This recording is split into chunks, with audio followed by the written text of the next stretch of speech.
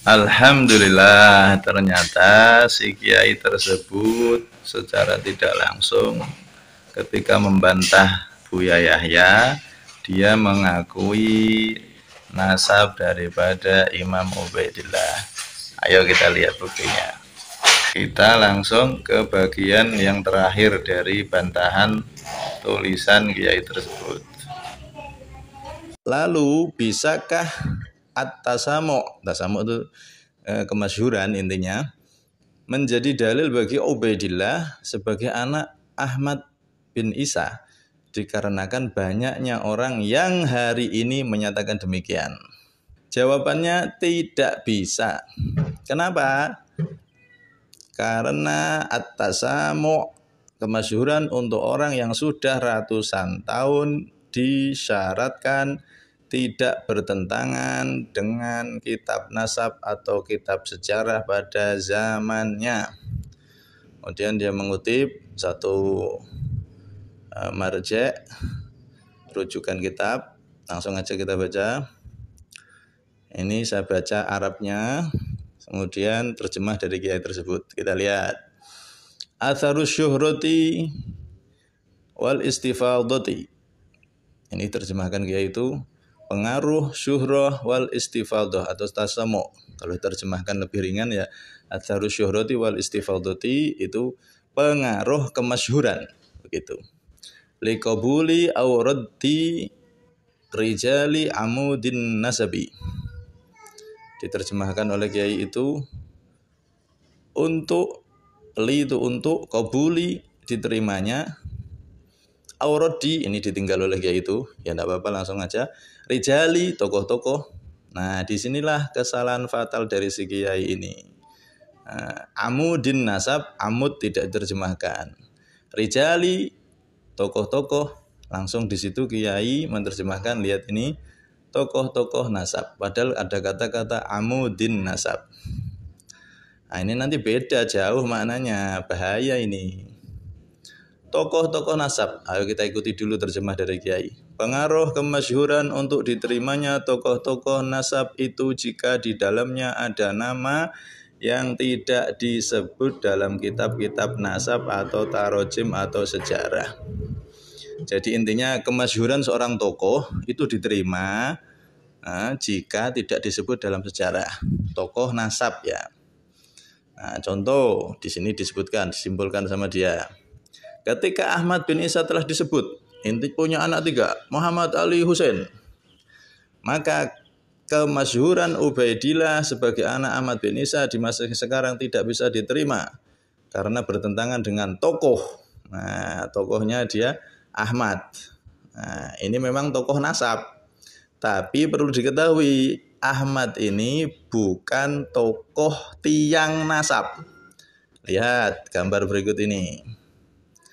Tokoh tiang nasab Sadah Ba'alawi adalah, kalau diurut ke atas, yaitu Alawi. Ke atas lagi Ubaidillah. Ke atas lagi Ahmad. Nah, Ahmad bin Isa. Ahmad ini punya 3 anak, Muhammad, Ali, dan Husain. Nah, disinilah letak kesalahan si kiai.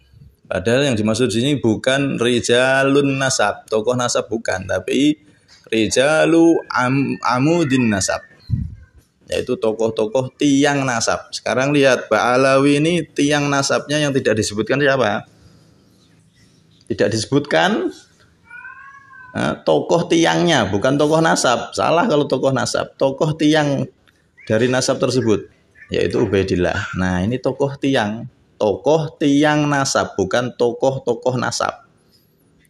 Nah, Ubaidillah ini tokoh tiang nasab. Nah jika tidak disebutkan tokoh tiang nasab, maka kemasyhurannya diterima. Begitu Pak Kiai, seharusnya jangan dibuang ini kalimat amud, berbahaya sekali.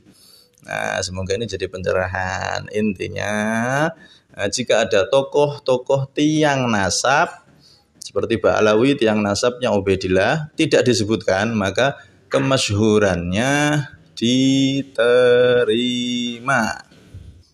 Jadi ini bukan bantahan, malah justru menguatkan pendapat dari Buya Yahya yang sesuai dengan standar ulama yang pernah juga saya singgung.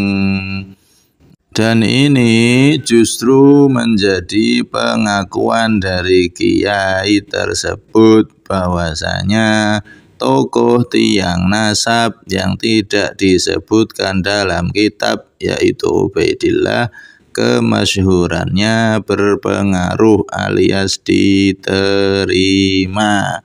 Ini pakai dalilnya Ki sendiri.